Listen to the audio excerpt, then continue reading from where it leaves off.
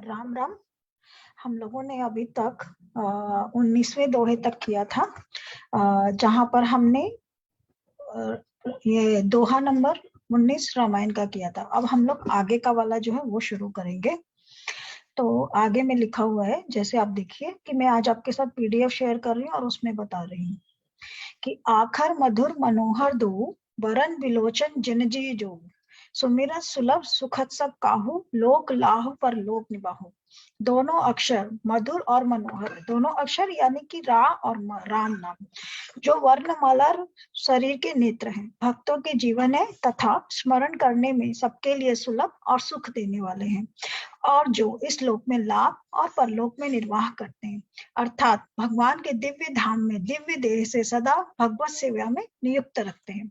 तो ये जो दो नाम है, ये दोनों नाम आपको सुख देंगे और भगवत सेवा में नियुक्त करेंगे। फिर ये कह रहे हैं, कहा सुनत सुमिरत सुठिनी के, राम लखन सम प्रिय तुलसी के, बरनत बरन प्रीति बिलगाती, ब्रह्म जीव सम सहज संघाती। यानी कि कहने सुनने और स्मरण करने में बहुत ही सुंदर है। तुलसीदास को तो श्री राम लक्ष्मण के समान प्यारे हैं। इनका अलग अलग वर्णन न करने में प्रीति बिलगाती है, परंतु है ये जीव और ब्रह्म के समान स्वभाव से ही साथ रहने वाले। यहाँ वो पहले वो रा और म राम नाम दोनों को ब्रह्मा विष्णु और महेश से कंपेयर कर रहे हैं। अब वो कह रहे हैं कि राम का जो नाम है वो असली में राम और लक्ष्मण दोनों का ही नाम है। दोनों का नाम अलग अलग लेने में उनकी प्रीति पिलगाती है, यानी कि उनको दर्द होता है, उनको अप्रीति सी होती है, तो उनका मन विचलित होता है कि भाई नहीं, दोनों अलग नहीं है, दोनों एक ही हैं। तो ये वो कह रहे कि दोनों एक ही है और राम नाम से उनकी प्रीति बिलगाती है, परंतु है ये जीव और ब्रह्म के समान स्वभाव से ही साथ रहने वाले। नर नारायण सरिस सुभ्राता, जग पालक विशेष जंत्राता, भगति सुतीकल करण विभूषण, जगहित हेत विमल विधुभूषण। ये दोनों अक्षर नर नारायण के समान सुंदर भाई है। नर यानी कि हम लोग मनुष्य और नारायण यानी कि ईश्वर।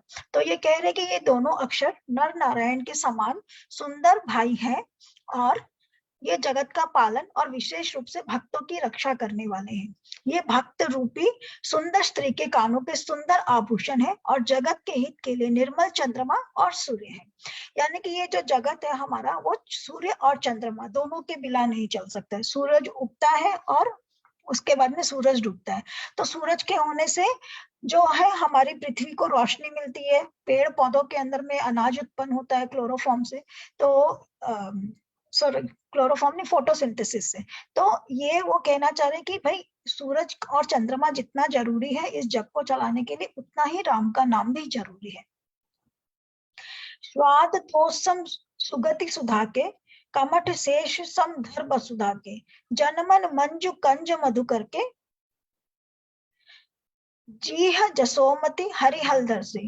ये सुंदर गति रूपी अमृत के स्वाद और तृप्ति के समान है। कच्छप और शेष जी के समान पृथ्वी के धारण करने वाले हैं।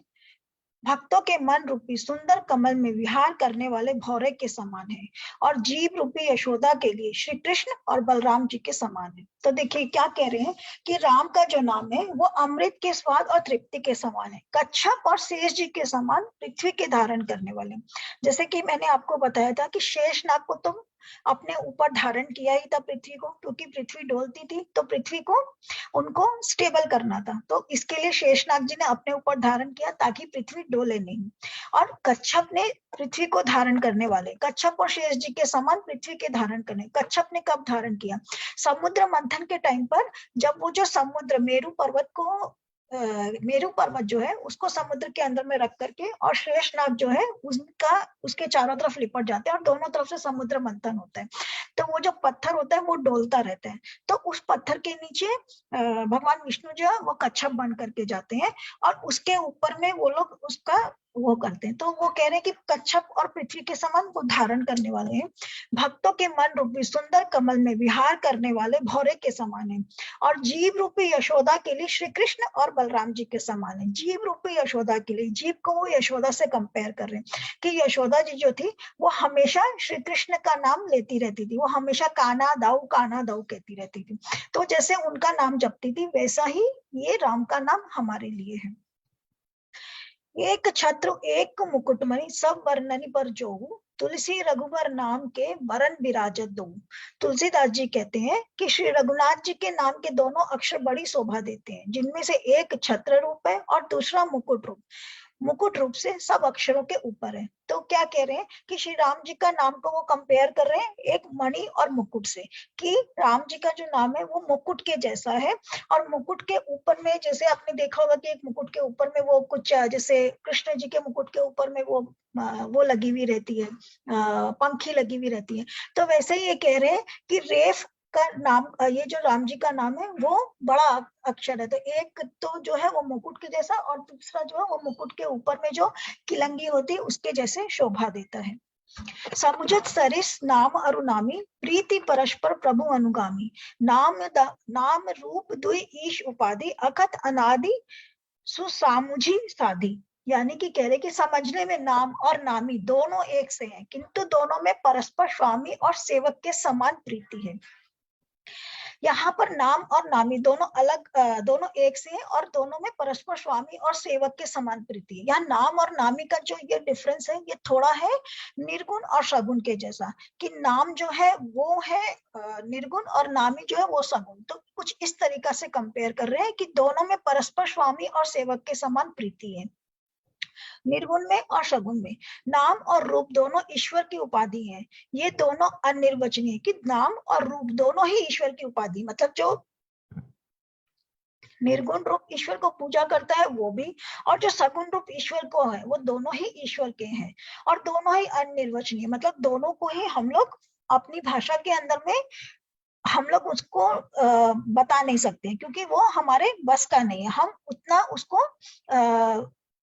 उसका हम विवेचना नहीं कर सकते, उसको हम एक्सप्रेस नहीं कर सकते हैं, क्योंकि वो दोनों ही अनिर्वचनीय, मतलब उसकी हम लोग विवेचना ही नहीं कर सकते हैं। अनादि है, मतलब जिसका अंत नहीं है, और सुंदर बुद्धि से ही इसका स्वरूप जानने में आता है। मतलब हम लोग इसको फील कर सकते हैं, सुंदर बुद्धि से समझ सकते हैं, लेकिन हम इसको एक्सप्रेस नहीं कर सकते, भावों में नहीं बता सकते, इतना इसका नाम का प्रभाव है। को बड़ छोटत कहत अपराधु, सुनी गुण भेद समुझई साधु। देखिए रूप नाम आधीना, रूप ज्ञान नहीं नाम बिहीना। तो ये यहाँ पर कह रहे हैं तुलसीदास जी कि दोनों में से, कि भाई जो सरगुण के उपासक हैं वो बड़े हैं और जो निर्गुण के उपासक है छोटे हैं। ये जो भेद कोई कहता है ना वो बहुत बड़ा अपराध करता है, क्योंकि दोनों में ना कोई छोटा है ना कोई बड़ा है। अगर आप निर्गुण ईश्वर को पूजा करते हैं, यानी कि ब्रह्मांड की पूजा करते हैं, आप कहते हैं कि ईश्वर का कोई स्वरूप नहीं है, ये पूरी जो दुनिया है वो पूरा ब्रह्मांड जो है वो पूरा ईश्वर है, तो भी वो भी सही है। और जो कह रहे हैं कि भाई ईश्वर का एक फॉर्म है, ईश्वर का ऐसे कलर है, और ईश्वर के हाथों में बंसी है या धनुष है, जो कुछ भी कह रहे हैं, तो कह रहे हैं कि दोनों ही सही है। तो इसमें से कौन छोटा और कौन बड़ा ये कहना अपराध है। इनके गुणों का तारतम्य सुनकर साधु स्वयं ही समझ लेंगे। रूप नाम के अधीन देखे जाते हैं, नाम के बिना रूप का ज्ञान नहीं हो सकता। यहाँ वो कह रहे हैं कि रूप नाम के अधीन देखे जाते हैं, नाम के बिना रूप का ज्ञान नहीं हो सकता। यहाँ नाम के बिना रूप का ज्ञान नहीं हो सकता, मतलब मनन के बिना। जब तक आप ईश्वर को भजोगे नहीं तब तक आपको ईश्वर के रूप का ज्ञान नहीं हो सकता। रूप विशेष नाम बिनु जाने, करतल गतन परहि पहचाने। सुमिर नाम रूप बिनु देखे, आवत हृदय स्नेह विशेषे। कौन सा विशेष रूप बिना उनका नाम जाने हथेली पर रखा हुआ भी पहचाना नहीं जा सकता, और रूप के बिना देखे भी नाम का स्मरण किया जाए तो विशेष प्रेम के साथ वह रूप हृदय में आ जाते हैं। यहाँ पर तुलसीदास जी क्या कह रहे हैं कि रूप विशेष नाम बिनु जाने, करतल गतन पर ही पहचान। मतलब कि जो भी चीज आपका हाथ में है, सपोज आज आपके हाथ में, मैंने आपको बताया नहीं, आपके हाथ के अंदर में रख दिया कोई भी चीज, हीरा भी, एक हाथ में आपको हीरा दे दिया और एक हाथ में आपको मैंने अमेरिकन डायमंड दे दिया, और मैं आपको बोलती हूँ कि आप बताओ इसको, तो आप उसको पहचान कैसे पाओगे ना। लेकिन अगर मैं आपको बता दूं कि ये हीरा है और ये अमेरिकन डायमंड है, तो आप तुरंत पहचान लोगे। तो वही वो चीज कह रहे हैं कि जब नाम पता होता है तो तुरंत हमको गुण का एहसास हो जाता है, लेकिन देखने से हमको तुरंत गुण का एहसास होगा ये जरूरी नहीं है। तो रूप को देखे बिना भी नाम का स्मरण किया जाए तो विशेष रूप के प्रेम के साथ वह रूप हृदय में आ जाता है। और आपके हाथों में मैं दोनों हीरे नहीं रखूं और मैं बोलूं कि एक एडी, और मैं आपको खाली सिर्फ बोलूं कि आपके पास में मैं एडी भेजूंगी और मैं हीरा भेजूंगी, तो आप तुरंत इमेजिन कर सकते हो कि हीरा कैसा होगा और वो कैसा होगा। तो नाम का प्रताप ऐसा है, यानी कि जो आपका विवेचन है उसका प्रताप ऐसा होता है। नाम रूप गति अखत कहानी, समुझत सुखद न परति बखानी, अगुण सगुण बिच नाम सुसाखी, उभय प्रबोधक चतुर्दुभासी। नाम और रूप की गति की कहानी अकथनीय है, वह समझने में सुखदायक है, परंतु उसका वर्णन नहीं किया जा सकता। निर्गुण और सगुण के बीच में नाम सुंदर साक्षी है और दोनों का यथार्थ ज्ञान कराने वाला चतुर्दुभाषिया है। तो वो क्या कह रहे हैं, बहुत सुंदर सा यहाँ पर एक उन्होंने एक वो वर्ड दिया है कि चतुर्दुभाषिया है। नाम जो है वो चतुर्दुभाषिया यानी कि ईश्वर का भजन। हम निर्गुण क्या है, सगुण क्या है, कौन बड़ा है, कौन छोटा है, ये सब जो चीजें हैं इनका वर्णन नहीं किया जा सकता, लेकिन जिसने भगवान के नाम का मनन किया है और जिसने भगवान का नाम को भजन किया, वो तुरंत ही इस चीज को समझ सकता है। जैसे दुभाषिया यानी कि ट्रांसलेटर। तो अगर आपको इंग्लिश आती है और सामने वाले को हिंदी आती है, तो मान लीजिए मुझे इंग्लिश और हिंदी दोनों आती, तो मैं क्या हूँ, मैं दुभाषी हूँ, मैं आपके लिए वो दोनों चीज ट्रांसलेट कर सकती हूँ, आपको हिंदी समझा सकती हूँ और हिंदी वाले को इंग्लिश समझा सकती हूँ। तो वैसे ही जो ईश्वर का नाम है, राम का नाम है, या हमारा जो भगवान का मनन है, वो उसको वो ट्रांसलेटर की तरह कह रहे कि ईश्वर के प्रति जब आपकी भक्ति होती है तो आपको निर्गुण और सगुण ऑटोमेटिकली समझ में आने लगता है, क्योंकि आपको आपकी बुद्धि विकसित हो जाती है। फिर ये कह रहे राम नाम मनि दीप धरु, जी ह देहरी द्वार, तुलसी भीतर बाहिर हूँ, जो चाहसी उजियार। तो ये यहाँ पर बहुत ही सुंदर इन्होंने एक उपमा दी है कि राम नाम का दीप, तुलसीदास जी कहते हैं यदि भीतर और बाहर दोनों और उजाला चाहता है तो मुख रूपी द्वार की जीव रूपी देहली पर राम नाम रूपी मणि दीपक को रख। तो देखिए हमारे ग्रंथों में हमारे जो भी पर्व होते हैं ना, उसमें जब हम दिया जलाते हैं तो सबसे पहले हमको कहते हैं कि जाओ दिया जो है देहली पर रख करके हो। तो उसका वजह यहाँ पर तुलसीदास जी बता रहे हैं कि जब हम दिए को बाहर देहली पर रखते हैं ना, तो वो देहली पर भात भीतर और बाहर दोनों तरफ प्रकाश करते हैं। तो यही वो कह रहे कि राम जी का जो नाम है उसको जब हम उच्चारण करेंगे, जब हम उसको बोलेंगे, तो एक तरफ तो हमारा अंदर से मन शुद्ध होएगा, हम अंदर से पवित्र होंगे, और दूसरा जब हम उच्चारण करेंगे तो बाहर का जो हमारा एटमॉस्फेयर है वो भी पवित्र होता है। तो राम नाम को वो कह रहे हैं कि राम नाम का जो मन दीप है, मणि दीप है, राम नाम का मन में दीप है, तो तू मुख रूपी द्वार की देहरी पर, मुख रूपी जीव की देहरी पर राम नाम का मणि रूप दीपक रख। तो राम नाम जो है वो मणि दीपक है, उसको तुम अगर अपने जीव से निकालते रहोगे तो भीतर और बाहर दोनों तरफ उजियारा होगा। तो ये एक बहुत सुंदर सा यहाँ उन्होंने मेटाफर दिया है। नाम ये जपि जागहि जोगी, बिरति बिरंचि प्रपंच वियोगी, ब्रह्म सुखई अनुभव ही अनूपा, अकथ अनामय नाम न रूपा। ब्रह्मा के बनाए हुए इस प्रपंच से भली भांति छूटे हुए वैराग्यवान मुक्त योगी पुरुष इस नाम को ही जीव से जपते हुए जागते हैं और नाम तथा रूप से रहित अनुपम निर्वचनीय अनामय ब्रह्म सुख का अनुभव करते हैं।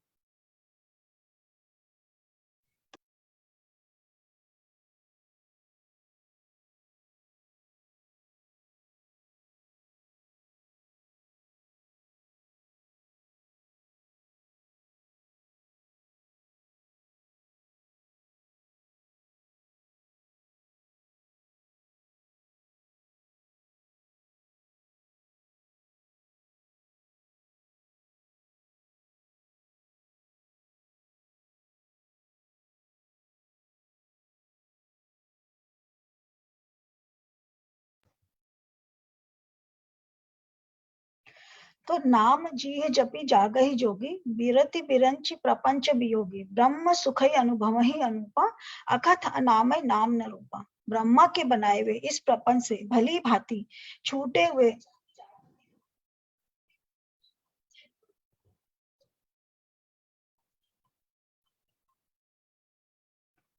तो नाम जिय जपि जागई जोगी, बिरति बिरंची प्रपंच वियोगी, ब्रह्म सुखई अनुभव ही अनुपा, अकथ अनामय नाम न रूपा। ब्रह्मा के बनाए हुए इस प्रपंच से भली भांति छूटे हुए वैराग्यवान मुक्त योगी पुरुष इस नाम को ही जीव से जपते हुए जागते हैं और नाम तथा रूप से रहित अनुपम निर्वचनीय अनामय ब्रह्म सुख का अनुभव करते हैं। यानी कि ब्रह्मा का बनाया हुआ ये जो प्रपंच है, ये जो दृश्य जगत है जिसके अंदर में माया जाल है, इसके अंदर में वैराग्यवान मुक्त योगी पुरुष, तो जो जिनको वैराग्यवान लोग हैं, जो लोग योगी पुरुष हैं, वो नाम को जपते रहते हैं और नाम से रहित अनुपम निर्वचनीय अनामय ब्रह्म सुख का अनुभव करते हैं। और अनुपम ब्रह्म सुख का मतलब जो सुख, जो नाम ले लेकर के एक भगवत प्राप्ति का जो सुख होता है, उस सुख को सिर्फ इस राम नाम को लेने से ही प्राप्त कर सकते हैं।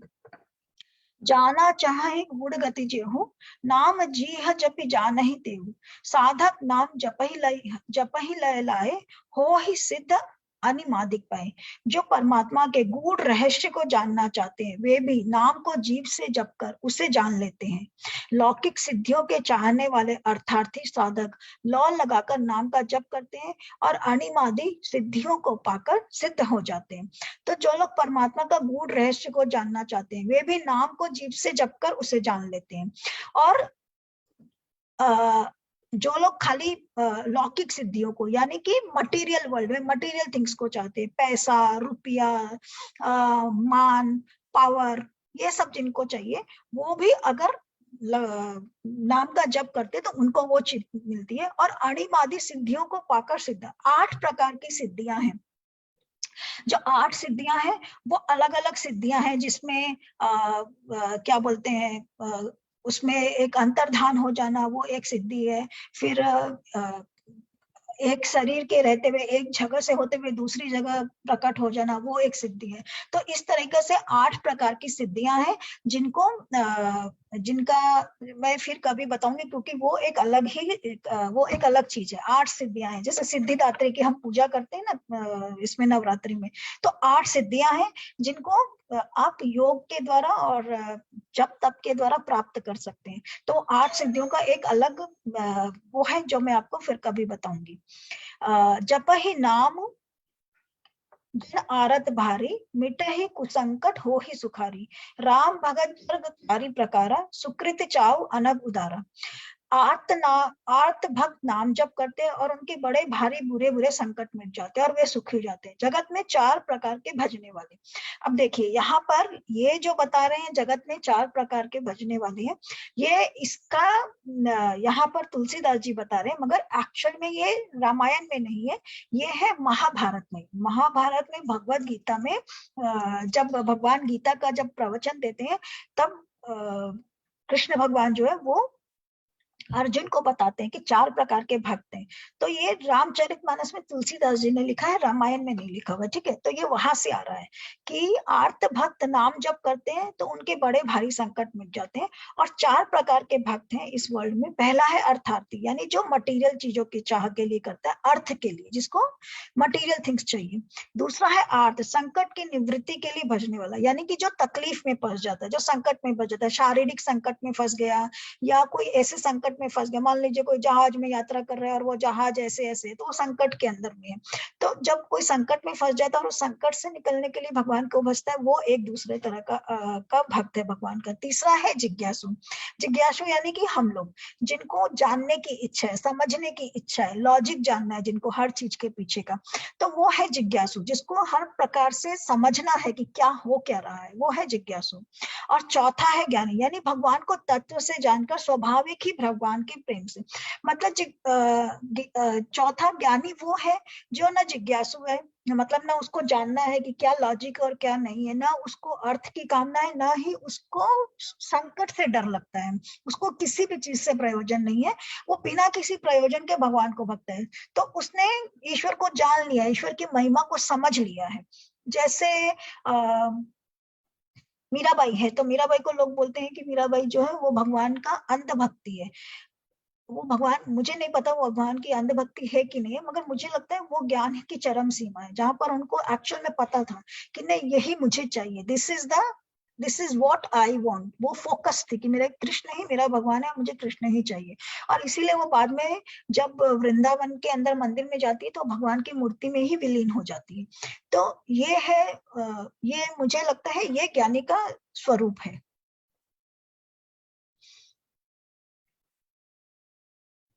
चहु चतुर कहूँ नाम अधारा, ज्ञानी प्रभु ही विशेष प्यारा। चहु जग चहु श्रुति नाम प्रभाव, कली विशेष नहीं अनुपम।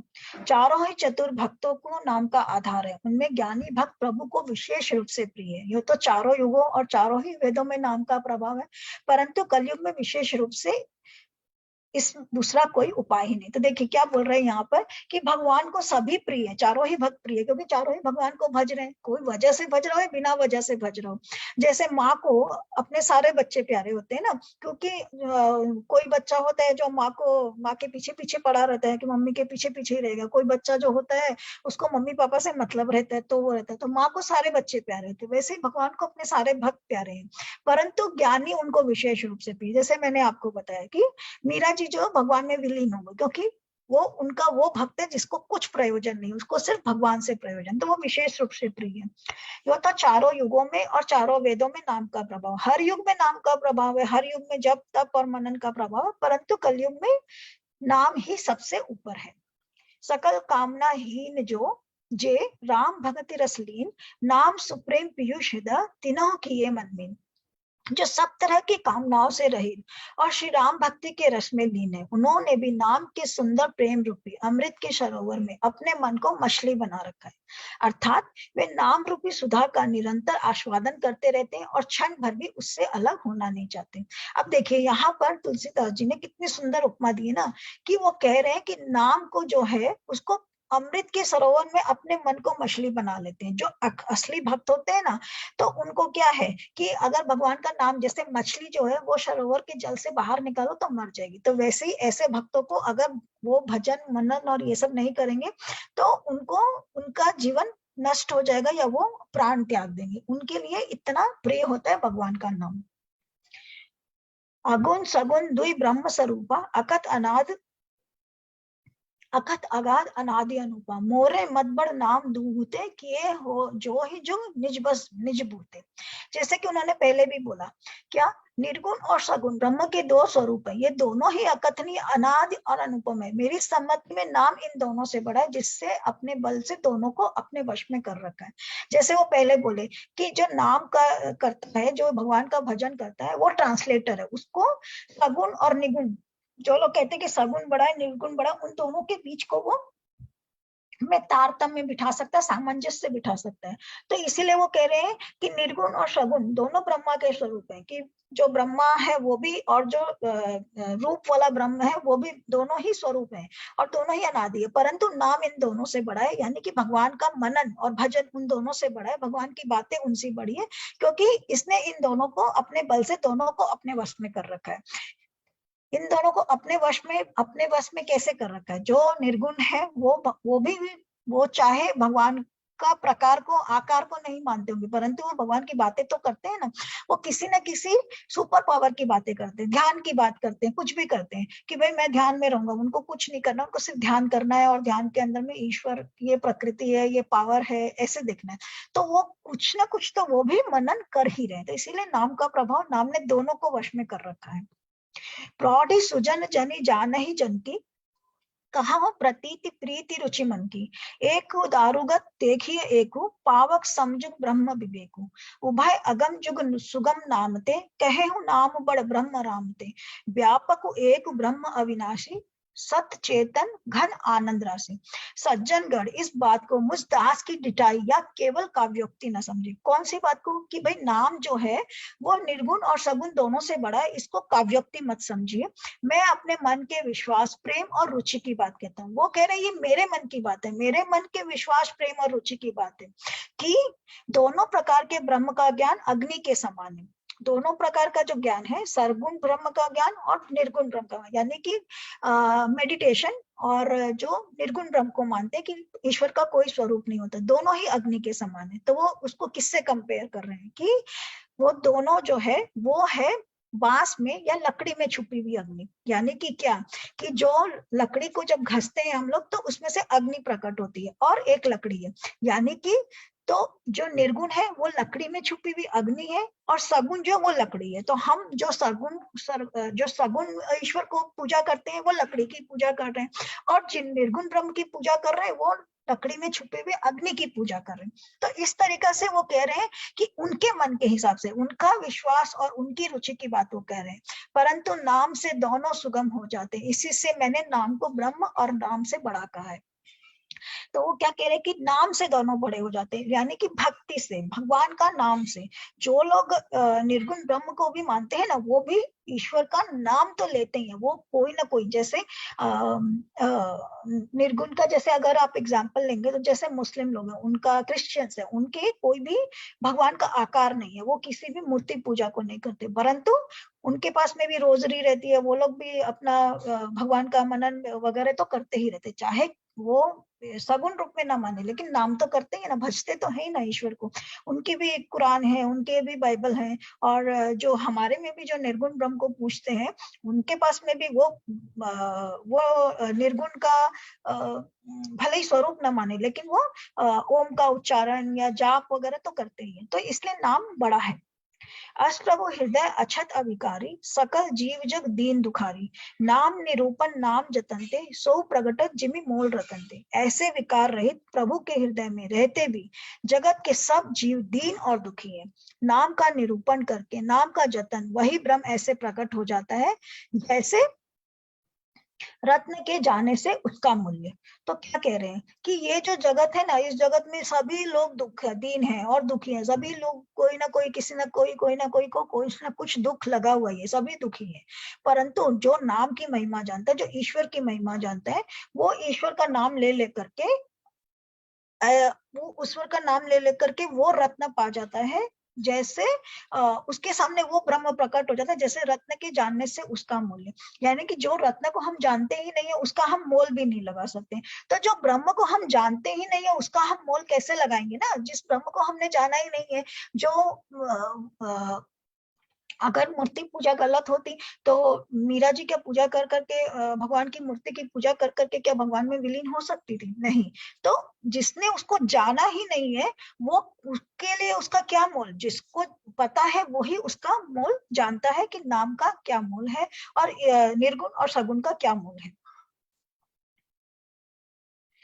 निर्गुण के एहि भात बड़, नाम प्रभाव अपार, कहाऊ नाम बड़ राम ते निज विचार अनुसार। इस प्रकार निर्गुण से नाम का प्रभाव अत्यंत बड़ा है।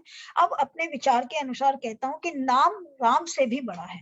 अब वो कह रहे हैं कि निर्गुण के लिए तो वो कह ही रहे हैं कि निर्गुण जो है वो भले ही भगवान के आकार को न माने, परंतु वो भजन तो करता ही है, जैसे मैंने आपको बताया। परंतु जो लोग सगुण को, यानी कि जो भगवान के आकार को मानते हैं, जो ये मानते हैं कि ईश्वर का जन्म होता है और ईश्वर प्रकट होते हैं, ये लोग ये सब जो कुछ मानते हैं, जो ये मानते हैं कि विष्णु के 10 अवतार हुए और भगवान अवतार लेते हैं और भगवान का प्राकट्य रूप, भगवान का साक्षात रूप जो लोग मानते हैं, उनके लिए भी भगवान के साक्षात स्वरूप से, यानी भगवान की वो पूजा से राम का, भगवान का नाम बड़ा है। कैसे? राम भगत हित नर तनुधारी, सही संकट किए साधु सुखारी, नाम सप्रेम जगत अनयासा, भगत होय मुद मंगल बासा। श्री रामचंद्र जी ने भक्तों के हित के लिए मनुष्य शरीर धारण करके स्वयं कष्ट सहकर साधुओं को सुखी किया, परंतु भक्तगण प्रेम के साथ नाम का जप करते हुए सहज ही में आनंद और कल्याण के घर हो जाते। तो ये क्या कहने कि भगवान एक बार जन्म लेते हैं और जन्म लेकर के एक बार लोगों का कष्ट उतारते हैं। यानी कि जब श्री राम जी ने सतयुग में जब जन्म लिया, तो उन्होंने जन्म लिया और जन्म लेकर के और उन्होंने भक्तों के कष्टों को, त्रेता युग में भक्तों के कष्ट को दूर किया। परंतु जो लोगों ने इतना होने के बाद में, परंतु वो उनका जब वो जन्म खत्म हो गया, उसके बाद क्या? तो उसके बाद लोगों के लिए भगवान का आधार नहीं था, भगवान के नाम का आधार था। राम एक तापस तारी, नाम कोटि खल कुमति सुधारी, ऋषिहित राम सुकेत सुताकी, सहित सेन सुत कीन विवाकी, सहित दोष दुख दास दुराशा, दलई नाम जिमि रवि निसिनाशा, भंजेउ राम आप भव चापू, भव भय भंजन नाम प्रतापू। श्री राम जी ने एक तपस्वी की स्त्री को ही तारा, परंतु नाम ने करोड़ों दुष्टों की बिगड़ी बुद्धि को सुधार दिया। यानी कि श्री राम जब अपने सगुण रूप में थे तो उन्होंने सिर्फ एक ही स्त्री को तारा, परंतु उनका नाम अनेक दुष्टों को तार देता है। श्री राम जी ने ऋषि विश्वामित्र के हित के लिए एक सुकेतु यक्ष की कन्या ताड़का की सेना और पुत्र सहित समाप्ति की, परंतु नाम अपने भक्त के दोष, दुख और निराशाओं का इस तरह नाश कर देता है जैसे सूर्य रात्रि का। यानी कि सूरज के उगने से जैसे रात्रि का अंधकार दूर हो जाता है, वैसे ही भगवान का जो नाम होता है वो भक्तों के दोष को दूर कर देता है। तो भगवान अपने सगुण रूप में एक बार हमारा उद्धार करते हैं और नाम लेने से हमारा आगे आगे की पीढ़ियों तक उद्धार होता है। श्री राम जी ने तो स्वयं शिव जी के धनुष को तोड़ा, परंतु नाम का प्रताप ही संसार के सब भयों का नाश करने वाला है। दंडक बनु प्रभु कीन्ने सुहावन, जनमन अमित नाम किए पावन, निश्चर निकट दले रघुनंदन, नाम सकल कलि कलुष निकंदन। प्रभु श्री राम जी ने दंडक वन को सुहावना बनाया, परंतु नाम ने असंख्य मनुष्यों के मनों को पवित्र कर दिया। श्री रघुनाथ जी ने राक्षसों के समूह को मारा, परंतु नाम तो कलयुग के सारे पापों की जड़ उखाड़ने वाला है। तो क्या कह रहे हैं कि नाम श्री राम जी जब वन को जाते हैं तो दंडक वन में रहते हैं, तो उन्होंने सिर्फ एक दंडक वन को सुहावना बनाया, परंतु राम जी का जो नाम है वो असंख्य मनुष्य के मन को सुहावना बना देता है।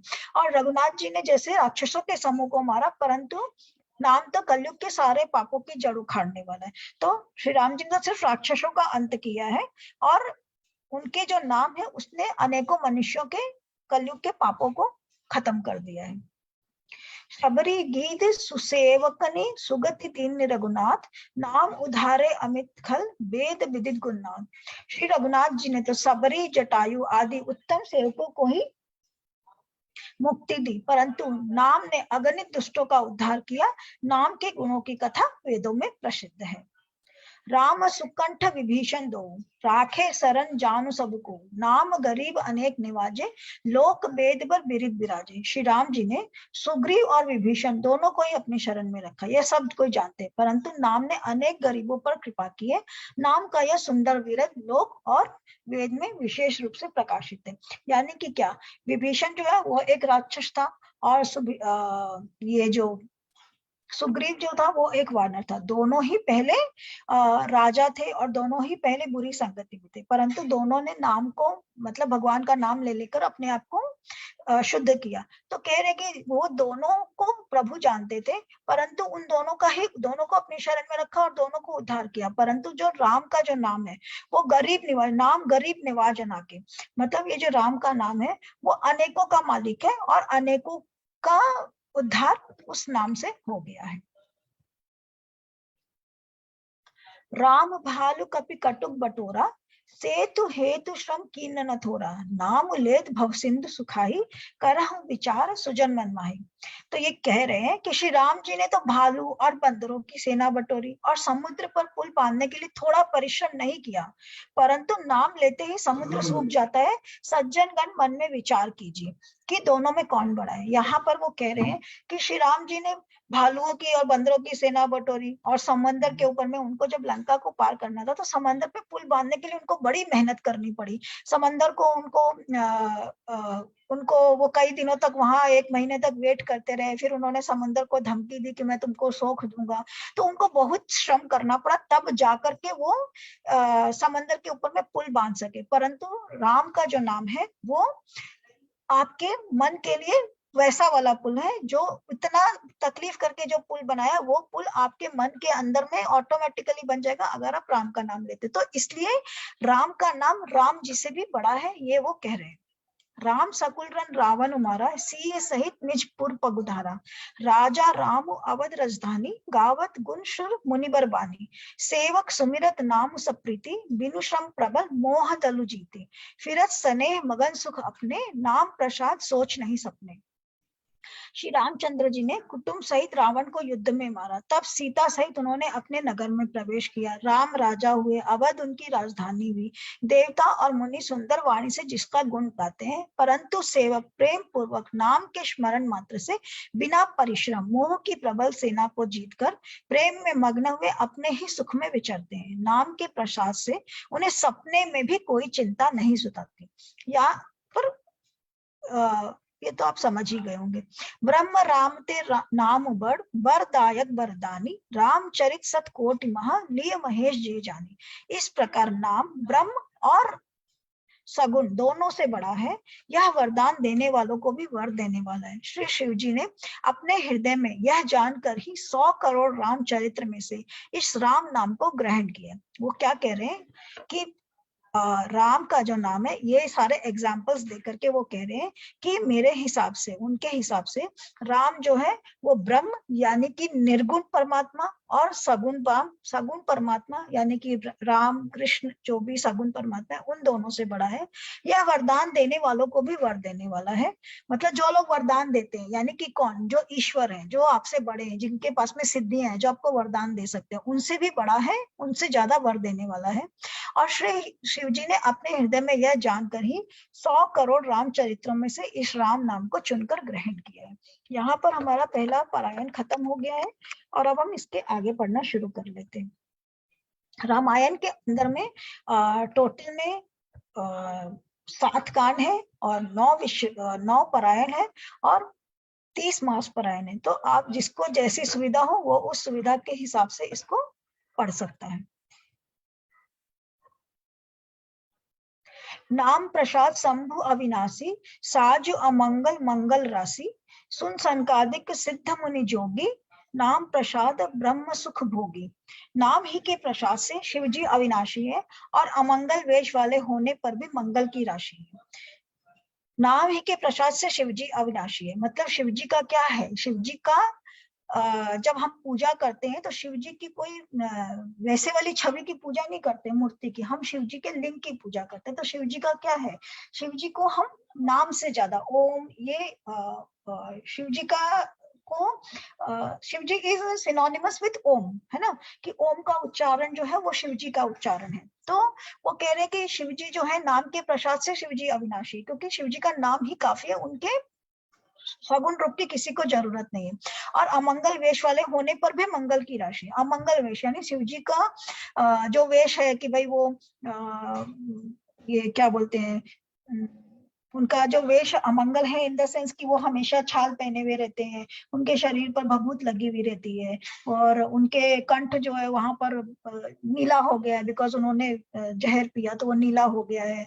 मुख पर माथे पर चंद्रमा है, जटा से गंगा जी बह रही, तो उनका वेश अमंगल है कि वो देखने में बहुत सुंदर जो स्वरूप होता है, जैसे राम जी का स्वरूप है वो बड़ा सुंदर है, धनुषधारी है, कृष्ण जी का स्वरूप है बड़ा सुंदर है, तो वैसे सुंदर वेश नहीं है उनका, परंतु फिर भी नाम का प्रभाव है।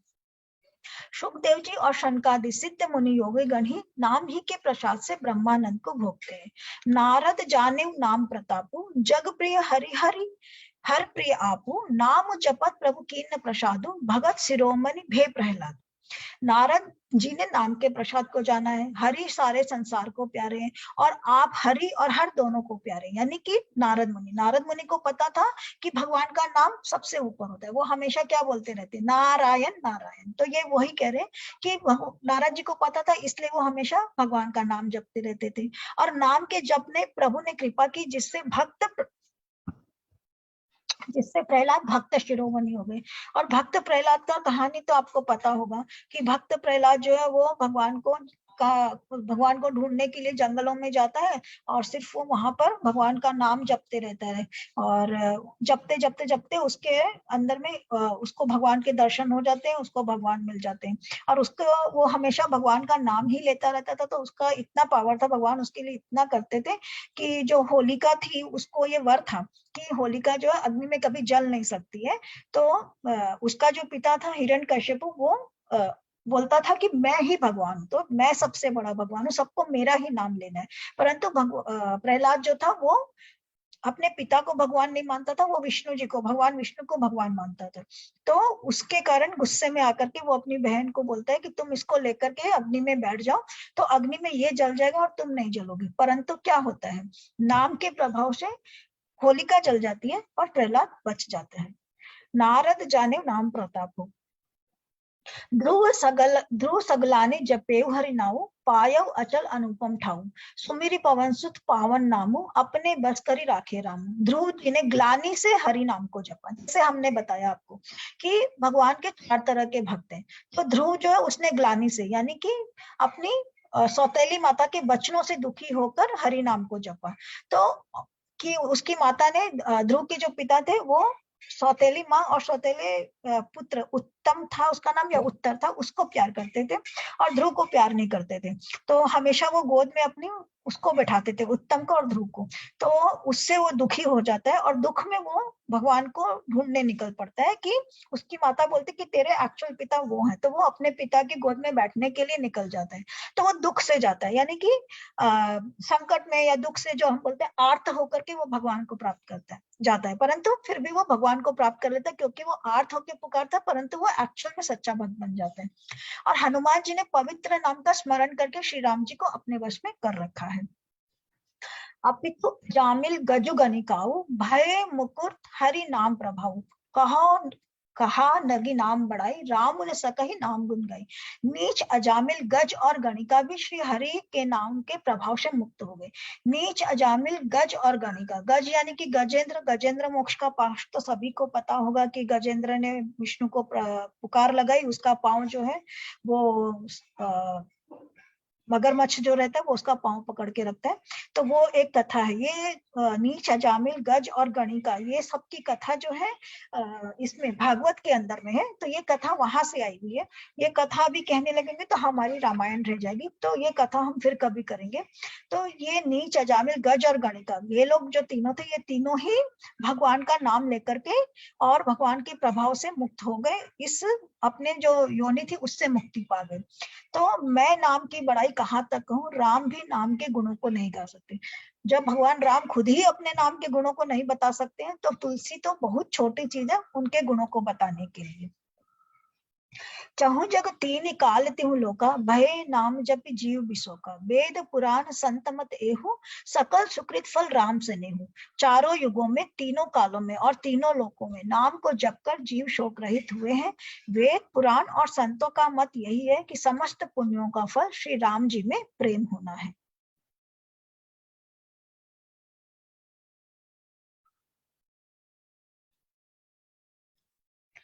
कलयुग में नाम रामु को कलप तरु, कली कल्याण निवासु, जो सुमिरत भयो भांगते तुलसी तुलसीदासु। अब देखिए यहाँ पर तुलसीदास जी खुद को किससे कंपेयर कर रहे हैं कि कलयुग में राम का नाम कल्पतरु और कल्याण का निवास है, जिसको स्मरण करने से भांग सा तुलसीदास तुलसी के समान पवित्र हो गए। यानी कि तुलसीदास खुद को भांग के पत्ते सा कह रहे हैं, क्योंकि पहले उनको क्या चीज का नशा था। जो हमने पहले तुलसीदास की कथा सुनी थी कि तुलसीदास को अपनी पत्नी से बड़ा मोह था, उनको अपने परिवार का, अपनी बीवी का, या जो भी समझ लीजिए उसका बड़ा नशा था। तो वो कह रहे कि वो ऐसे निकृष्ट थे, परंतु भगवान का नाम जप जप करके वो तुलसी के समान पवित्र हो गए। तो ये वही कह रहे कि कलयुग में राम का नाम कल्पतरु, यानी कि एक ऐसा वृक्ष है जिसमें आप कहते हैं कि वो कल्पतरु जो वृक्ष है उससे जो मांगो वो मिल जाता है। तो उस तरह का वृक्ष है राम का नाम, जो जो चाहो वो फल देने वाला है। चहु जग तीन काल तिहु लोका, भय नाम जपि जीव विशोका। वेद पुराण संत मत एहु, सकल सुकृत फल राम से नेहु। केवल कलयुग की बात नहीं है, चारों युगों में, तीनों कालों में और तीनों लोकों में नाम को जपकर जीव शोक रहित हुए। वेद पुराण और संतों का मत यही है कि समस्त पुण्यों का फल श्री राम जी में प्रेम होना है। ध्यान प्रथम जुग मुख विधि वेद दूजे, द्वापर परि तोषक प्रभु पूजे। कलि केवल मलमूल मलीना, पाप पयोनिधि जन्मन मीना। पहले युग में ध्यान से, दूसरे युग में यज्ञ से और द्वापर में पूजन से भगवान प्रसन्न। अब देखिए यहाँ पर हम लोगों का ये कहते हैं कि हमारे 4 युग होंगे, कि कलयुग के बाद तो पूरी की पूरी सृष्टि खत्म हो जाएगी। तो 4 युग बताते हैं कि सतयुग है, त्रेता युग है और द्वापर युग है और उसके बाद में कलयुग है। तो ये कह रहे हैं कि सतयुग में ध्यान से ईश्वर प्राप्त होते थे, यानी कि सतयुग का जो कथा रहेगा ना उसमें आप देखेंगे कि लोग बड़ा बड़ा ध्यान करते थे, कि पहाड़ों पर चले गए और ध्यान में लगे हुए। जैसे पार्वती की कथा है कि पार्वती ने शिव जी को ध्यान करके और करके मनाया, तप करके मनाया। तो उस युग में ध्यान का बड़ा महत्व था। दूसरे युग में में यज्ञ से, यानी कि त्रेता युग में यज्ञ से। त्रेता युग में यज्ञ का महत्व बताया है, जैसे कि दशरथ ने यज्ञ किया तो यज्ञ करके पुत्रेष्टि यज्ञ किया तो उनको पुत्र मिले। तो ये आपको रामायण में भी इसका रेफरेंस है और सब जगह इसका रेफरेंस है कि त्रेता युग में यज्ञ से ईश्वर को प्रसन्न करते थे। द्वापर में पूजन से भगवान प्रसन्न होते। द्वापर युग में भगवान क्या चीज से प्रसन्न हुए? पूजने से, कि राधा ने उनको पूजा या उद्धव ने उनको पूजा, ये सब जो उनके पूजन है, जो गोपिकाएं उनको पूज रही थी। तो द्वापर युग में पूजन का महत्व है कि जो भगवान को पूज रहे हैं, जो भगवान को ही मान रहे हैं। जैसे अर्जुन ने है, अर्जुन के लिए श्री कृष्ण ही सब कुछ थे। तो उस युग में द्वापर युग में पूजन का महत्व है। और कलयुग में, परंतु कलयुग केवल पाप की जड़ और मलिन है। इसमें मनुष्यों का मन पाप रूपी समुद्र में मछली बना हुआ है। तो मछली का अलग अलग जगह वो अलग अलग तरीके से कंपेयर करते हैं कि जब मछली जो है, जो मछली को सरोवर में जो अच्छे जल में रहती है, वो निकल करके आपका मन मछली की तरह, आपको मन में कौन सा सरोवर डालना है ना। अगर आपके मन के अंदर में ईश्वर नाम का सरोवर है तो आपका मन राम नाम के बिना मर जाएगा।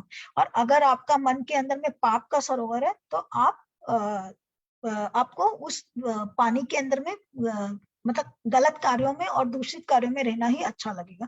तो ये मछली को दो तरीकों से और मन को दो तरीकों से कंपेयर कर रहे हैं। इसमें मनुष्य का मन पाप रूपी समुद्र में मछली बना हुआ है। नाम काम तरु काल कराला, सुमिरत समन सकल जग जाला, राम नाम कलि अभिमत दाता, हित परलोक लोक पितु माता। ऐसे कराल काल में तो नाम ही कल्प वृक्ष है, जो स्मरण करते ही संसार के सब जंजालों को नाश कर देता है। कलयुग में यह राम नाम मनोवांछित फल देने वाला है, परलोक का परम हितैषी और इस लोक का माता पिता है। कलयुग में राम नाम जो है वो परलोक का परम हितैषी और इस लोक का माता पिता है। यानी कि क्या, कि हमारे इस लोक में हमारा कौन है? माता पिता जो है वो हमारा भला चाहते हैं, और परलोक में जाएंगे तो ईश्वर है, वो हमारे माता पिता है। तो राम का नाम हमको इस लोक में भी लाभ करेगा और अगले लोक में भी लाभ करेगा। नहीं कलि करम न भगति विवेकु, राम नाम अवलंबन एकु, काल नेमि कलि कपट निधानु, नाम सुमति समरथ हनुमान। अब ये नाम का प्रभाव और क्या चीज से कंपेयर कर रहे हैं कि कलयुग में न कर्म है, न भक्ति है और न ज्ञान ही है, राम नाम ही एक आधार है। कपट की खान कलयुग रूपी काल नेमी के लिए राम नाम ही बुद्धिमान और समर्थ हनुमान जी है। तो हनुमान जी और काल नेमी, ये दोनों का एक यहाँ पर उन्होंने दृष्टांत दिया है, यानी कि उदाहरण दिया है कि हनुमान जी जो थे, काल नेमी जो था वो बहुत ही जो काल नेमी जो था, वो जो राक्षस था ना, उस राक्षस का ऐसा था कि चारों दिशाओं में उसको कोई नहीं मार सकता है। और उसकी जो प्राण थे वो शायद एक दिए के अंदर में थे, तो उसको कोई मार ही नहीं सकता था। उसके लिए हनुमान जी ने पंचमुखी रूप धारण किया था, और पंचमुखी रूप करके उन्होंने चारों तरफ, चारों दिशाओं से उसको रोक करके और फूंक के साथ में उसको खत्म किया था। तो ये वही कह रहे कि कलयुग के अंदर में जो राम का नाम है वही बुद्धिमान और समर्थ, मतलब हनुमान जी ने बड़ी चतुराई से कालनेमी को और बड़े बुद्धि लगा करके उसको मारने का प्लान बनाया था। तो उसी के लिए कह रहे कि ये कलयुग में उतने ही बुद्धि कारक राम का नाम है। राम नाम नर केशरी कनक कसीपु कलिकाल, जापक जन प्रहलाद जिमि पालहि दलि सुरसाल। राम नाम श्री नरसिंह भगवान है, कलयुग हिरण्यकश्यपु है और जप करने वाले जन प्रहलाद के समान है। यह राम नाम देवताओं के शत्रु को मारकर जप करने वालों की रक्षा करेगा। तो जैसे मैंने बताया कि हिरण्यकश्यपु जो था वो खुद को भगवान समझता था, तो उसने खुद को भगवान इसलिए समझता था क्योंकि उसको ब्रह्मा जी से ये वरदान मिल चुका था ना कि उसकी मृत्यु कहीं भी नहीं होगी, ना वो जल पे मरेगा, ना वो थल पे मरेगा, ना घर में मरेगा, ना बाहर मरेगा, ना मनुष्य उसको मार सकता है, ना जानवर उसको मार सकते हैं। तो भगवान तब नरसिंह का रूप लेते हैं ना, जिसमें और उसको न सुबह का टाइम न शाम का टाइम, उसको संध्या के वक्त पर, और किसी औजार से भी वो नहीं मर सकता है, तो वो नाखूनों से मारते हैं, नाखूनों से उसका शरीर को चीर के फाड़ देते हैं। तो उसको इतना पावर मिल गया था कि उसको लगा था मैं कभी मर नहीं सकता हूँ क्योंकि ब्रह्मा जी ने मुझे वरदान दिया है। तो वही वो कह रहे हैं कि राम का जो नाम है वो श्री नरसिंह भगवान है। राम का जो नाम है वो नरसिंह भगवान का जो नरसिंह का स्वरूप है वो है। और कलयुग जो है वो हिरण्यकश्यप है। और जब करने वाले जन प्रहलाद के समान। और जो लोग भगवान का नाम कलयुग में ले रहे हैं वो लोग प्रहलाद के समान है। तो ये राम नाम कलयुग में शत्रु को मारकर जप करने वालों की रक्षा करेगा। भाई कुभाई अनक हालसहु नाम जपत मंगल दिसि दसहु सुमेरी सो नाम राम गुण गाथा करम नाई रघुनाथ माता। अच्छे भाव से, बुरे भाव से, क्रोध से, आलस्य से, किसी तरह से भी जैसे मने वैसे नाम का जप करो तो दसों दिशाओं में कल्याण होता है। उसी राम नाम का स्मरण करके और श्री रघुनाथ जी को मस्तक नवाकर मैं राम जी के गुणों का वर्णन कर रहा हूँ।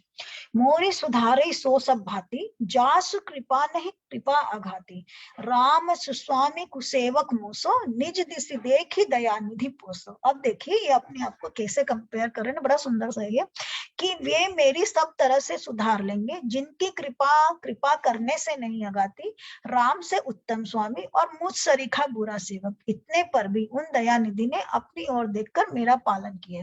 तो वो कह रहे हैं कि मेरे जैसा ये मेरी बिगड़ी सब तरह से सुधार लेंगे जिनकी कृपा करने से। वो कह रहे कि मेरे जैसा श्री राम का सेवक है, कि राम जो वो तो सबसे उत्तम स्वामी है, मर्यादा पुरुषोत्तम है, और उनका मुझ जैसा बुरा सेवक क्यों? क्योंकि तुलसीदास जी पहले कैसे थे कि भाई वो पहले मोह में भ्रमित थे, वो पहले अपनी पत्नी के प्रेम के अंदर में दूषित रहते थे, तो वो अपने आप को अपनी बुराइयों को गिन रहे कि मैं इतना मलिन था, मैं ऐसा था, कामी था मैं। तो वो कह रहे कि मेरे जैसे कामी और मेरे जैसा बुरा सेवक है उनका, और वो इतने उत्तम है, इतने पर भी उन्होंने मेरी जो बुराइयां हैं, भगवान जो है जब मैंने उनका जप करना शुरू करा तो उन्होंने मेरी बुराइयों को नहीं देखा, उन्होंने मेरी अच्छाइयों को देखा और मुझे अपना लिया। तो मेरी बुराइयों को भी वो हर तरीके से सुधार लिए। लोकहु बेद सुसाही प्रीति विनय सुनत पहचानत प्रीति गनी गरीब ग्राम नर नागर पंडित मूड मलिन उजागर। तो देखिए ये कह रहे हैं कि जग में स्वामी की रीति प्रसिद्ध है। जग में स्वामी यानी कि राजा, या आप समझ लीजिए कि राजा या घर का मालिक या कंपनी का मालिक कोई भी होता है, उसकी क्या रीति है वो ये बता रहे कि कौन है जो स्वामी या लीडर होने के लायक है। कि विनय सुनते ही प्रेम को पहचान लेता है, कि यही प्रश्न कि वो विनय सुनते ही प्रेम को पहचान लेता है। अमीर गरीब गवार गरीब निवासी पंडित मूर्ख बदमा यशस्वी सुकवि कुकवि निज मति अनुसारी निपहि सराहत सब नर नारी साधु सुजान सुशील निपाला ईश अंश भव परम कृपाला। सुकवि कुकवि सभी नर नारी अपनी बुद्धि के अनुसार राजा की सराहना करते हैं, और साधु बुद्धिमान सुशील ईश्वर के अंश से उत्पन्न कृपालु राजा सुनी सन्माने सबहि सुबानी भनति भगति नति गति पहचानी यह प्राकृत महिपाल स्वभाव जान शिरोमणि कौशल रहो। सबकी सुनकर और उनकी वाणी भक्ति विनय और चाल को पहचान कर सुंदर वाणी से सबका यथायोग्य सम्मान करते हैं। यह संसार तो संसारी राजाओं का। तो वो क्या कह रहे हैं कि संसार में जो राजा होता है, जो राजा के समान होता है, जो कंपनी का मालिक होता है, जो घर का मालिक होता है, जो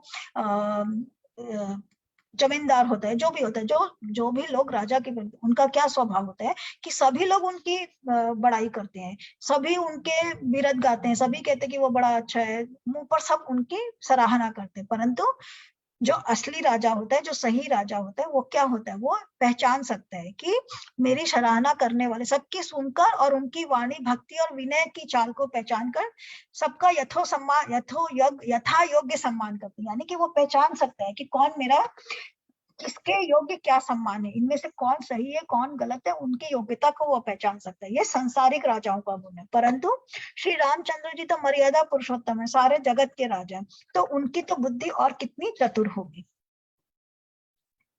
रीझत राम स्नेह निशोते को जग मंद मलिन मति मोते। श्री राम जी तो विशुद्ध प्रेम से ही रिश्ते हैं, पर जगत में मुझसे बढ़कर मूर्ख और मलिन बुद्धि और कौन होगा। तो वो ये कह रहे कि भाई श्री राम जी तो विशुद्ध प्रेम से रिझते हैं और जगत में मेरे साथ मूर्ख कोई नहीं। सठ सेवक की प्रीति रुचि, राखी है राम कृपालु, उपल किए जल जान जेहि, सचिव सुमति कपि भालु। तथापि कृपालु श्री रामचंद्र जी मुझ दुष्ट सेवक की प्रीति और रुचि को अवश्य रखेंगे, जिन्होंने पत्थरों को जहाज और बंदर भालुओं को बुद्धिमान मंत्री बना लिया। तो वो क्या कह रहे हैं कि राम, मैं तो ऐसा बुरा हूं, मुझ मूर्ख हूं, मुझ में कोई भी अच्छाई नहीं है, परंतु श्री रामचंद्र जी जो है वो मुझ दुष्ट की प्रीति और रुचि को अवश्य रखेंगे, कि मैं अब उनके ऊपर, मैं पहले दुष्ट था परंतु अब उनसे प्रीति करने लगा हूं, तो मेरी इस प्रीति को वो मान रखेंगे। क्योंकि जैसे उन्होंने पत्थरों को जहाज और बंदर भालुओं को बुद्धिमान, पत्थरों को जहाज यानी कि क्या, कि समंदर पार करने के लिए आपको क्या चाहिए, जहाज चाहिए, परंतु पत्थर जो है उनसे जहाज का काम लिया, यानी कि पुल बना दिया। उस वक्त तक शायद पुल बनते नहीं होंगे, मुझे आइडिया नहीं है, परंतु पत्थरों से उन पुल बना दिया, उस जहाज का काम लिया समंदर को पार करने के लिए। तो जो पत्थर से जहाज का काम ले सकते हैं और बंदर भालुओं को बुद्धिमान मंत्री बना सकते हैं, तो वो मुझ जैसे मूर्ख को भी थोड़ा मान देंगे और मेरा भी मान रखेंगे। हो कहावत सबू कहत, राम सहत उपहास, साहिब सीता नाथ सो सेवक तुलसीदास। तो वो यहाँ पर एक सुंदर सा, ये शायद ब्रज भाषा का है, पर सुंदर सा एक यहाँ पर दोहा है कि सब लोग मुझे श्री राम जी का सेवक कहते हैं और मैं भी बिना लज्जा संकोच के कहलाता हूँ। कृपालु श्री राम जी इस निंदा को सहते हैं कि श्री श्रीनाथ जी जैसा श्री स्वामी का तुलसीदास सा सेवक है। देखिए बहुत सुंदर से ये यहाँ पे कह रहे हैं कि जैसे अगर बच्चा बुरा भी हो और परंतु माता पिता जो रहते हैं वो तो वही रहेंगे ना, तो वैसे ही वो कह रहे हैं कि श्री राम जी की इतनी बड़ी प्रीति है। और लोग कहते होंगे कि भाई भगवान का, रामचंद्र जी का सेवक देखो कौन है, ये कामी और कुटिल तुलसीदास। तो बुरी के साथ में अच्छे का नाम हो रहा है, परंतु फिर भी भगवान उसको बर्दाश्त कर रहे हैं कि भाई इतने सुंदर भगवान के नाम के साथ में मुझ जैसे कुटिल का नाम लोग ले रहे हैं। तो वो अपने आप को कह रहे हैं कि लोग कह रहे हैं और मैं इतना निर्लज हूं, और बिना संकोच, लोग कहते हैं फिर भी मैं बिना संकोच के चुपचाप इसको सुनता रहता हूँ कि भगवान के साथ मेरा नाम लिया जा रहा है, तो लाज संकोच के बिना निर्लज होकर के मैं इस बात को सुनता रहता हूँ कि मुझे अच्छा लग रहा है। अति बड़ी मोरी ढिठाई खोरी, सुनी अग नरकहु नाक सकोरी, समुझी सहम मोहि अपडर अपने, सो सुधि राम कीन नहीं सपने। देखिए ये क्या कह रहे हैं कि मेरी बहुत बड़ी ढिठाई और दोष है, मेरे पाप को सुनकर नरक ने भी नाक सिकोड़ ली। यानी कि तुलसीदास जी ऐसा समझते हैं कि जो वो पहले थे, कि पहले वो भगवान का नाम नहीं लेते थे, पहले वो कर्म कांड में लगे हुए थे, पहले वो कामी थे, तो वो कह रहे कि मेरी तो इतनी सारी कमियां हैं, मैंने तो इतने सारे पाप किए कि मुझे नरक में भी ना जगह नहीं मिलेगी, कि मेरे पाप को सुनकर नरक ने भी नाक से कोड़ ली, यानी कि नरक में भी मुझे जगह नहीं मिलेगी, ऐसे मेरे कर्म है। परंतु फिर भी यह सुनकर मुझे अपने ही कल्पित डर से डर हो रहा है, कि मुझे इस कल्पना से भी डर लग रहा है कि नरक में भी मुझे जगह नहीं मिलेगी, ऐसी कल्पना से भी मुझे डर लगता है, परंतु श्री रामचंद्र जी ने स्वप्न में भी इस पर ध्यान नहीं दिया। तो जैसे हमने आपको पहले बताया था कि रामचरितमानस लिखने के पहले ही तुलसीदास जी को रामचंद्र जी और लक्ष्मण जी के दर्शन हो जाते हैं चित्रकूट के घाट पर। तो इसीलिए वो ये कह रहे हैं कि मेरे जैसा ऐसा, जो मैं डरता हूँ कि मुझे शायद कलयुग में भी जगह ना, मुझे नरक में भी जगह न मिले, वैसे मुझ जैसे इंसान को, मुझ जैसे को प्रभु ने अपना लिया है। सुनी अवलोकी सुचित चकचाही, भगति मोरी मति स्वामी सराही, कहत नसाई होई है नीकी, रीझत राम जाने जन जी की। वरन मेरे प्रभु श्री रामचंद्र जी ने इस बात को सुनकर, देखकर और अपने सुचित्त रूपी चक्षु से निरीक्षण कर मेरी भक्ति और बुद्धि की सराहना की, क्योंकि कहने में चाहे बिगड़ जाए परंतु हृदय में अच्छापन होना चाहिए। श्री रामचंद्र जी भी दास के हृदय की स्थिति जानकर लिख जाते हैं। वो कहते हैं कि मेरा जो चरित्र है वो तो ऐसा है कि मुझे ही सोच करके डर लगता है, परंतु भगवान जो है उनकी जो चक्षु है, उनके जो, वो इंसान को अंदर तक देख लेते हैं, यानी कि भगवान की जो नेत्र है वो इतने तेज है कि आपका अंदर को, आपके इंटेंशंस को वो देखते हैं। आपने कर्म क्या किए, आपने क्या बुरा बोला होगा या आपने क्या कर्म किया, वो उसको नहीं देखते, हृदय में अच्छापन क्या है, आपका इंटेंशंस कैसा, उसको ईश्वर देखते हैं। तो मेरे जो इंटेंशंस है वो अच्छे हैं और इसकी ईश्वर ने सराहना की, तो इसलिए श्री रामचंद्र जी के भी दास में हृदय और दास की स्थिति को जान करके, उनके हृदय की अच्छाई को जान करके श्री रामचंद्र जी उनके ऊपर रीझ गए और उनको दर्शन दिया। तो इसीलिए वो कह रहे हैं कि आपके इंटेंशंस अच्छे होने चाहिए। हम हमेशा कहते हैं कि इंटेंशंस अच्छा होना चाहिए। जो लोग बोल नहीं पाते ना, उनकी भी ईश्वर सुनते हैं। तो आपका मन का क्या है, जो मन में है उसको ईश्वर सुनते हैं। यही बात यहाँ पर तुलसीदास जी भी कह रहे हैं। रहती न प्रभु चित चूक किए की, करत सुरति सै बार हिए की, जेहि अग बधे व्याध जिमिबादी, फिरी सुकंठ सोई कीनी कुचाली। प्रभु के चित्त में अपने भक्तों की हुई भूल चूक याद नहीं रहती और उनके हृदय की 100 बार याद करते हैं। जिस पाप के कारण उन्होंने बाली को व्याध की तरह मारा था, वैसे ही कुचाल फिर सुग्रीव ने चली। तो वो कह रहे हैं कि ऐसे प्रभु बड़े ही, उनके नेत्र बड़े ही तेज है और लोगों के अंदर का झांक कर देख लेते हैं, और परंतु जो उनका प्रिय होता है, जो उनका भक्त होता है, तो वो सब कुछ भूल जाते हैं, अच्छाई और बुराई सब भूल जाते हैं। जैसे तुलसीदास जी की बुराई भूल गए, और जैसे वो सुग्रीव की, कि भाई बाली को जिस पाप के लिए उन्होंने बाली को मारा था, वैसा ही पाप सुग्रीव ने भी किया, परंतु सुग्रीव ने, क्योंकि बाद में वो अच्छा हो गया, तो उन्होंने वो उसको, उसकी बुराई को भूल गए। सोई करतूत विभीषण केरी, सपने हूँ सोन राम ही हेरी, ते भरतई भेटत सन्माने, राज सभा रघुवीर बखाने। तो वही करनी विभीषण की थी, परंतु श्री रामचंद्र जी ने स्वप्न में भी उसका मन में विचार नहीं किया। उल्टे भरत जी से मिलने के समय श्री रघुनाथ जी ने उनका सम्मान किया और राज सभा में भी उनके गुणों का बखान किया। तो देखिए, हम लोग क्या मानते हैं कि हमारा जो कर्म है, वो कर्म के बदले में हमको सजा मिलेगी, हमको ईश्वर ऐसा करेंगे हमारे साथ में, हमारे साथ बुरा होगा, हमारे साथ गलत होगा। परंतु यहाँ पर तुलसीदास जी क्या कह रहे हैं, जब जागो तब सवेरा, कि वो खुद भी ऐसे ही थे, कामी थे, और वो अच्छे नहीं थे, वैसे थे।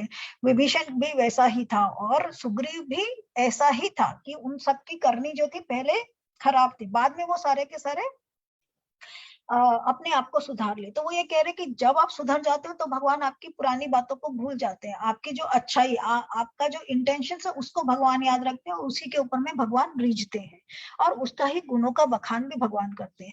जैसे कि रामायण की रचना, हमने जैसे बात किया था कि रामायण की रचना वाल्मीकि जो थे, वो पहले डाकू थे, तो डाकू से वो वाल्मीकि बने। तो उनके डाकू के टाइम पर उन्होंने कितनों का वध किया, या कितनों को लूटा, या क्या किया, वो जो उनका जो वो कर्म था, वो बाद में जो उन्होंने इतने अच्छे कर्म किए, तो उससे वो जो कर्म था, उसका कोई वैल्यू ही नहीं रह गया।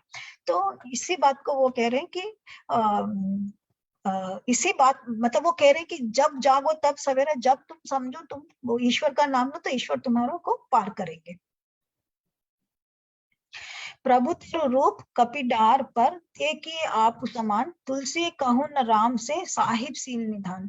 प्रभु तो वृक्ष के नीचे और बंदर डाली पर, परंतु ऐसे बंदरों को भी उन्होंने अपना समान बना लिया। तुलसीदास जी कहते, श्री रामचंद्र जी सरीखे, सील निधान स्वामी कहीं भी नहीं। यानी कि बंदर जो है, उनको कोई मान नहीं देता है। वैसे बंदरों के साथ में पंडित जी जो श्री राम जी जो है, उनको भी उन्होंने अपने समान बना लिया। हनुमान जी को उन्होंने अपने समान जगह दी। तो वो कह रहे कि तुलसीदास जी कहते हैं कि श्री रामचंद्र जी ऐसे स्वामी है, जो बंदरों को भी अपने समान कर लेते हैं। राम निकाई रावरी है सबही को नीक, जो ये साची है सदा, तो नीको तुलसी। ये भी एक ब्रज भाषा का बड़ा सुंदर सा दोहा है। ब्रज भाषा में क्या बड़ा रस है, तो ये उसका है कि हे श्री राम जी, आपकी अच्छाई से सभी का भला है, अर्थात आपका कल्याण में स्वभाव सभी का कल्याण करने वाला है। यदि यह बात सच है, तो तुलसीदास जी का भी सदा कल्याण ही होगा।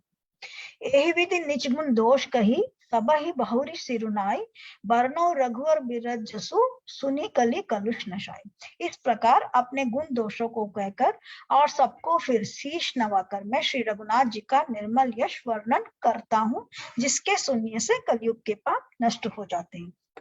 तो यहाँ तक वो नाम का बड़ाई कर रहे हैं, और अब इसके बाद में वो बाकी का जो प्रकरण है वो आएगा। तो आज हम लोग यहीं पर खत्म करेंगे, और इसके साथ में आज का हमारा ये सेशन हम खत्म करते हैं। तो आप सभी को राम राम। और ये मैंने आज अकेले में अभी रिकॉर्ड किया, क्योंकि पिछले दिनों हम रिकॉर्ड करना भूल गए थे। तो सब लोगों के कहने पर और ये कि एक रामायण जो है वो उसका क्रम नहीं टूटना चाहिए, तो उसी को सोच करके आज ये रिकॉर्डिंग की है। तो धन्यवाद।